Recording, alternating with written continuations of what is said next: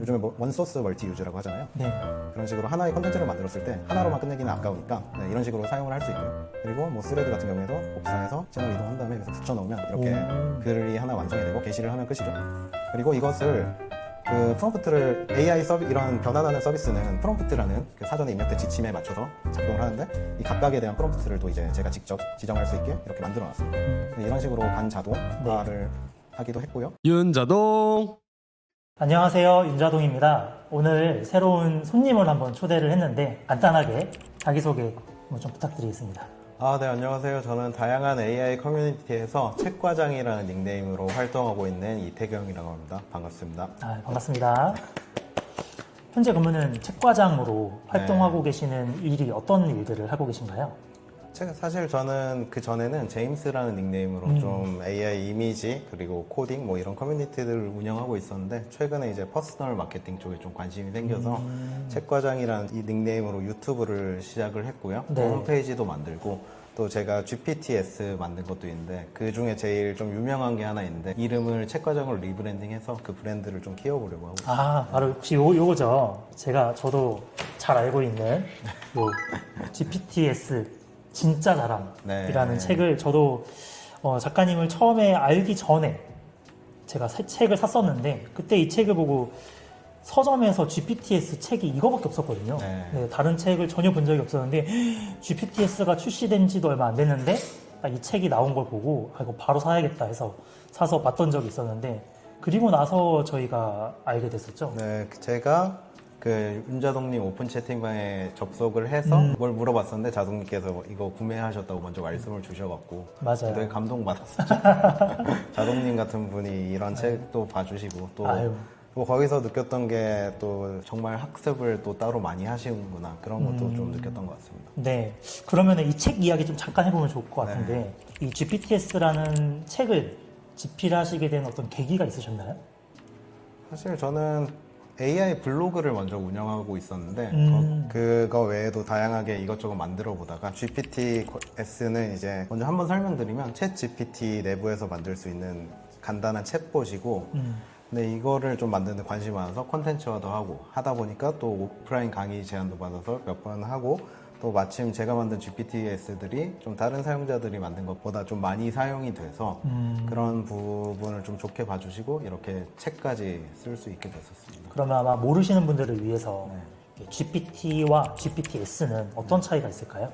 두 개는 사실 막 엄청난 차이는 없는데 GPT에 뭐 내가 프롬프트를 입력하잖아요. 근데 특정 목적에 맞춰서 이렇게 하려면 그 프롬프트가 굉장히 길어지는데 그 프롬프트를 이 챗봇에 미리 입력해 둔다고 보시면 돼요. 그럼 그것에 맞춰서 사용자는 간단한 입력만 해도 그것에 맞춰서 작동하기 때문에 매번 그 긴 프롬프트를 입력할 필요가 없게 되는 거고 또 하나의 차이점은 이제 API라고 외부 서비스의 기능을 가져와서 쓸 수 있는 기능 그런 것도 가능하다는 좀 차이점이 있습니다. 그게 그 GPT 액션 말씀하시는 거예요? 네. 그렇구나.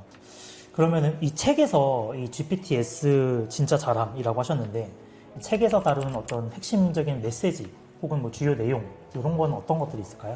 사실 이 책은 GPTS를 타이틀로 하고 있지만 좀 아직 이 책을 쓸 당시만 해도 AI를 안 쓰시는 분들이 여전히 많지만 그때만 해도 훨씬 더 많았어요. 그래서 좀 GPTS를 만들어 보면서 좀 AI에 대해서도 공부를 하실 수 있게 그런 좀 기초적인 내용을 위주로 좀 많이 썼던 것 같아요. 그러면 오히려 뭐 뭔가 좀 중급자 이런 분들보다 아무것도 모르시는 분들이 보기가 더 좋을 수도 있겠네요. 네, 저는 타겟층은 그쪽으로 했었습니다. 완전 초보자. 네, 그래서 저는 정말 쉽게 썼다고 생각을 했는데 그래도 이제 완전 처음 해보시는 분들은 좀 어렵게 느끼시는 분들도 있는 것 같긴 하더라고요. 그쵸. AI라는 걸 또 전혀 접해보지 않으신 분들은 GPT조차 또 어렵다 보니까 그래도 혼자서 헤매는 것보다는 이런 책을 통해서 좀 같이 공부를 하면은 헤매는 시간이 훨씬 더 줄어들 수 있지 않을까. 네, 맞습니다.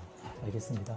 요즘에는 또 근데 GPTS보다 또 다른 걸 좀 집중하고 계신다라고 들었는데 어떤 걸 좀 집중하고 계신가요?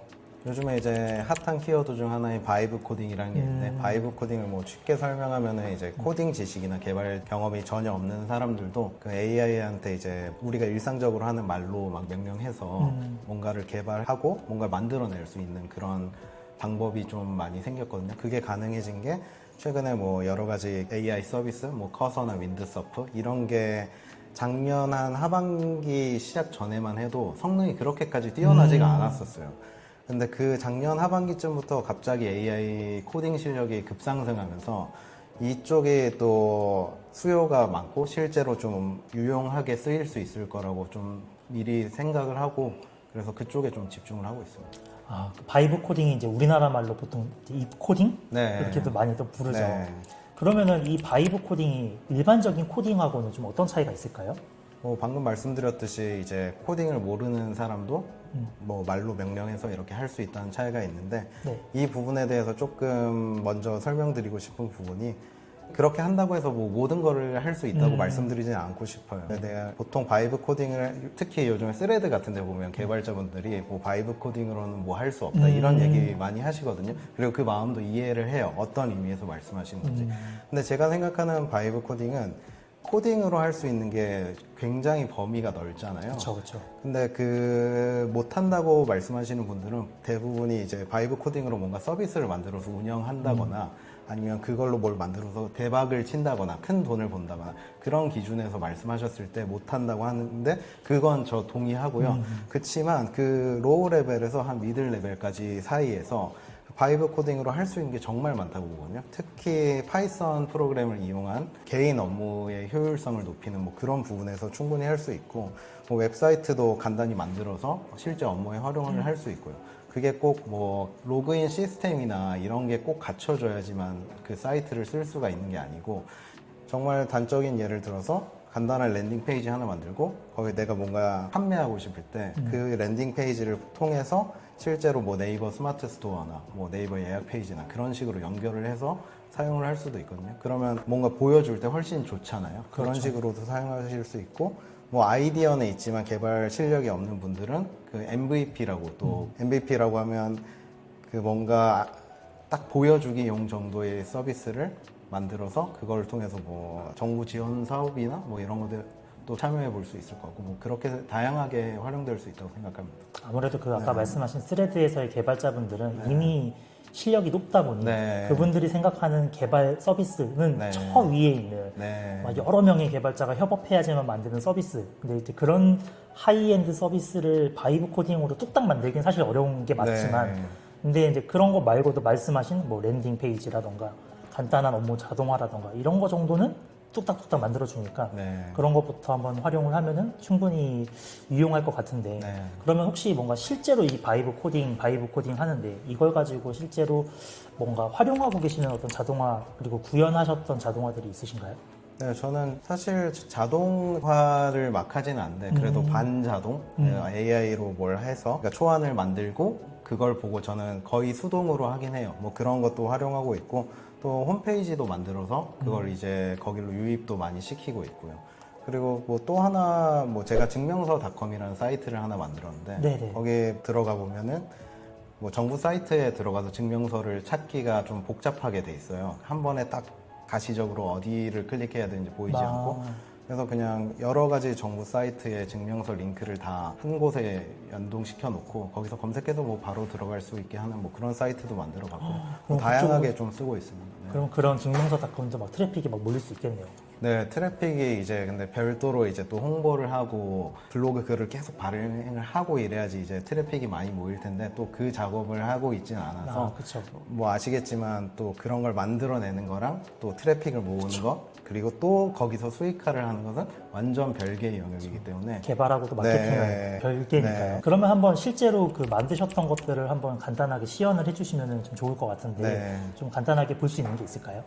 뭐 간단하게는 네. 진짜 로우 레벨로 한번 보여드리면 네. 이거는 이제 제가 최근에 알파고고님 좀 두 번째 출연하실 분과 같이 4월 25일에 했던 강의실에서 띄워놨던 화면인데 그 강의장에 가면은 뭐 와이파이 정보나 뭐 준비 자료 같은 거를 매번 물어들 보세요. 그거를 이제 뭐 와이파이가 정보 같은 경우는 벽에 조그맣게 써 있거나 뭐 그런 거를 이제 일일이 대응하기도 뭐 시간이 아깝기도 하고 또 그 분들이 더 불편함을 느끼실 수도 있으니까 이런 페이지 같은 경우는 솔직히 제가 만드는데 한 5분 정도 걸린 거거든요. 네. 그리고 이런 걸 만들어 놓고 화면에 띄워 놓은 다음에 그냥 이렇게 한마디 하면 또 되게 좋아하세요. 저 이거 강의 시작 전에 한 5분 만에 만든 거다. 여러분들도 이런 거 하실 수 있다. 이런 식으로 좀 있어 보이게 쓸 수 있는 것도 있고. 네. 뭐 이런 식으로 저는 본업이 해외 영업사원이거든요. 그러다 보니까 여러 국가랑 이제 일을 많이 하는데 이런 시간대 변환기도 이것도 작업하는데 한 5분 정도 걸린 것 같아요. 뭐 이런 식으로 간단하게 쓸 수도 있고 뭐 프로그램을 한번 보여드리면 제 유튜브 영상에 URL 넣고 자막 가져오기를 하면 이렇게 스크립트가 들어오고 네. 거기서 컨텐츠 변환하기만 누르면 네. 여기 이제 잠시 후에 블로그 포스팅, 스레드, 유튜브 쇼츠용 이제 스크립트를 한 방에 만들어주는 그런 간단한 프로그램을 만들었고 네.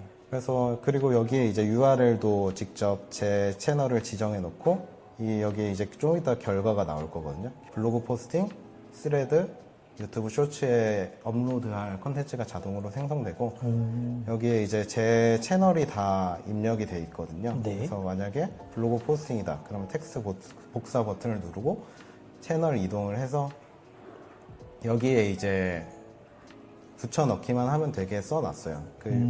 요즘에 원소스 멀티 유즈라고 하잖아요. 네. 그런 식으로 하나의 컨텐츠를 만들었을 때 하나로만 끝내기는 아까우니까 이런 식으로 이런 식으로 사용을 할 수 있고요. 그리고 뭐 스레드 같은 경우에도 복사해서 채널 이동한 다음에 여기서 붙여 넣으면 이렇게 글이 하나 완성이 되고 게시를 하면 끝이죠. 그리고 이것을 그 프롬프트를 이런 변환하는 서비스는 프롬프트라는 그 사전에 입력된 지침에 맞춰서 작동을 하는데 이 각각에 대한 프롬프트를 또 이제 제가 직접 지정할 수 있게 이렇게 만들어 놨습니다. 이런 식으로 반자동화를 하기도 했고요. 네. 방금 같은 경우에는 직접 제가 뽑아진 컨텐츠를 수동으로 입력하는 거였지만 뭐 이렇게 자동으로 할 수도 있습니다. 여기서 같은 경우는 키워드만 업무 자동화라고 할까요? 업무 자동화라고 하면은 이제 이런 프로그램이 AI 컨텐츠를 생성해서 이제 업로드까지 바로 해주는 이런 프로그램까지 만들 수 있고요. 네. 이거는 진짜 자동화네요. 네, 이거는 100% 자동화나 뭐 이 정도면 한 90% 자동화? 네. 근데 저 개인적으로 생각하기에 컨텐츠 쪽에 있어서는 아직까지 자동화 컨텐츠의 매력을 좀 못 느끼기도 하고 그러니까 수익을 실제로 창출하시는 분들도 있는 것 같은데 제가 좀 추구하는 바랑은 달라서 그렇게 완전 자동화 컨텐츠 발행은 좀 하지는 않고 있습니다. 약간 책 과장님은 수익화보다는 어떤 컨텐츠의 질을 높이는 그런 쪽이 좀 더 관심이 있으신 건가요? 아니요, 수익화에도 관심이 많긴 한데 네. 저는 뭔가 제가 하는 활동에 있어서 네. 제가 배울 수 있는 뭐 그런 게 있어야 된다고 생각해서 방금 이렇게 자동으로 들어보면 방금 발행이 된 거죠. 자동으로 발행을 시킬 수도 있고 네. 이렇게 그 임시 글로 이렇게 할 저장 수 정도만. 있거든요. 네, 그렇게 두 가지도 왔다 갔다 할 수 있습니다.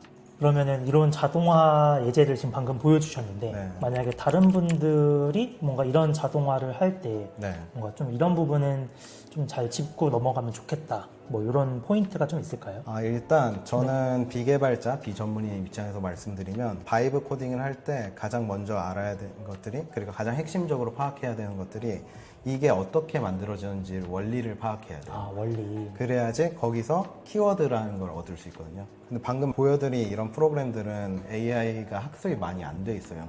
예를 들어서 이런 프로그램을 만드는 방법을 막 인터넷에 이렇게 글로 공개해 놓고 이런 케이스는 많지 않잖아요. 그렇죠. 그러다 보니까 이런 걸 만드는 방법을 어떻게든 본인이 찾아내고 그래서 그 과정만 알아내면 거기서 알아낸 키워드들로만 그 AI한테 명령하면 이거 다 쉽게 구현할 수 있어요. 그래서 그 키워드를 알아내는 거는 근데 별도의 노력이 필요한데 그것을 알아내는 방법조차 이렇게 반복적으로 뭘 하다 보면 어떻게 알아낼 수 있는지를 좀 빨리 알게 될 수 있는 것 같더라고요.